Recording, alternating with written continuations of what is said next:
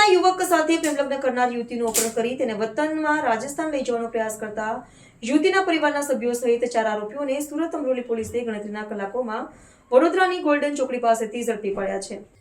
અમરોલી વિસ્તારમાં અભિષેક ટાઉનશીપમાં રહેતા ફરિયાદી સંજયભાઈ દેવજીભાઈ પરમાર ઉંમર વર્ષ 33 મૂળ અમરેલી જ્વેલર્સની દુકાનમાં નોકરી કરે છે.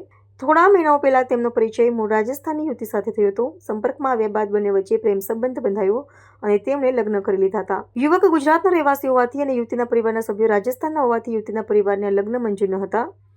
અમરોલી પોલીસે ગંભીરતા દાખવી તાત્કાલિક અલગ અલગ સર્વેલન્સની ટીમો બનાવીને આરોપીઓ અને ભોગ બનનારને શોધવા માટે કાર્યવાહી શરૂ કરી.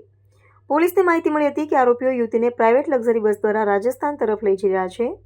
માહિતીના આધારે પોલીસે તાત્કાલિક કામરેજ ટોલ પ્લાઝા અને કરજણ ટોલ પ્લાઝાના સીસીટીવી ફૂટેજ ચેક કર્યા હતા. આ ઉપરાંત 39 જેટલી પ્રાઇવેટ લક્ઝરી બસોની તપાસ કરીને આખરે આરોપીઓ અને અપહૃત યુવતીને વડોદરા ગોલ્ડન ચોકડી પાસેથી ઝડપી પાડવામાં આવ્યા હતા. પોલીસે ગણતરીના કલાકોમાં ગુનો ડિટેક્ટ કરીને યુવતીને સુરક્ષિત રીતે પરત લાવી હતી. અમરોલી પોલીસે અપહરણના ગુનામાં 2 મહિલાઓ સહિત કુલ 4 આરોપીઓની ધરપકડ કરી છે. આરોપીઓ અપહૃતના યુવતીના પરિવારના સભ્યોનો પણ સમાવેશ થાય છે, જેમાં રસિયા અકરાભાઈ ગ્રાસિયા, સુષ્મા પ્રકાશભાઈ ડામોર, સીતાબેન રાકેશભાઈ ભગોરા સામેલ છે. અમરોલી પોલીસે આરોપીઓ વિરુદ્ધ અપહરણ સહિતની કલમો હેઠળ ગુનો નોંધીને વધુ કાયદેસરની કાર્યવાહી હાથ ધરી છે.